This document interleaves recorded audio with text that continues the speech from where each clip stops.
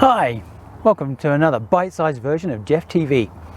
This is a slightly new format, shorter episodes where just talking about technique and other facets of archery.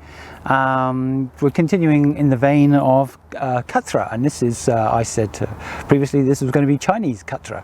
It's kind of not exactly correct, well, sort of, maybe. You make up your own mind, I'll tell you.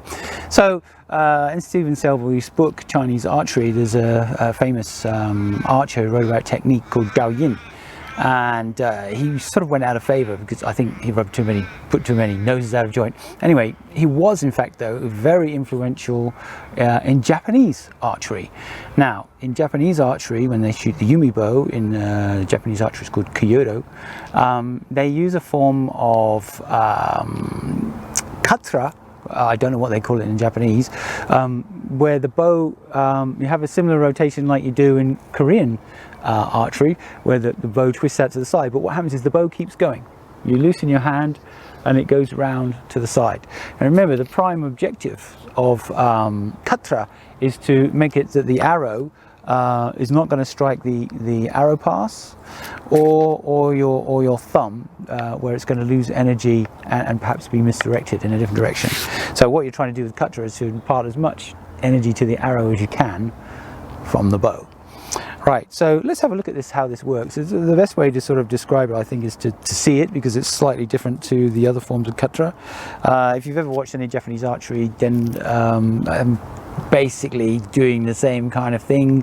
My humble apologies if I'm not getting it exactly right, but this is just for educational purposes of just trying to show people that there are several different forms of Khatra, and depending on which culture you're in, you'll use a different one, or as I do, I'm not from any of those cultures, but I like to shoot different bows and see how they feel. It's quite interesting. Anyway, so here we go. So this is a Manchu bow. I got this from Malibu. This is 40 pounds at 35 inches. It's colossally long arrows. I think they're 90 centimeters long. It's an awesome bow to shoot. Imparts an awful lot of force.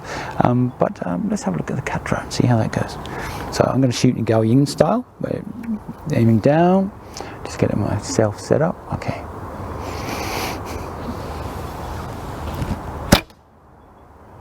You can see the bow sort of flicks around. The only thing I don't like about it is if I wanted to do another follow-up shot really quickly, you kind of have to reset your hand position on the bow. Not my favorite form of Khatra, but sometimes when you've got a bow that's really heavy and long like this, there's no other choice really. Doesn't really, you want to alleviate as much vibration as you can, and you know, this Khatra is one of those ways that it seems to give you a better shooting sensation. Anyway, let's go for one more time.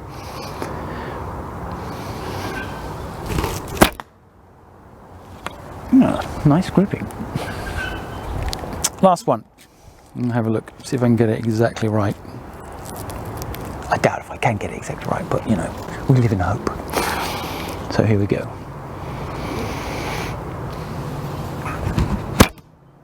Oh, that was nice. That felt good that time. Yeah, so anyway, there we go. That's Chinese, or really Japanese form of Khatra. If you like this kind of content, then give me a like and hit that subscribe button, and I'll see you soon in the next episode of whatever I'm going to be doing next. I have no idea. Catch you later.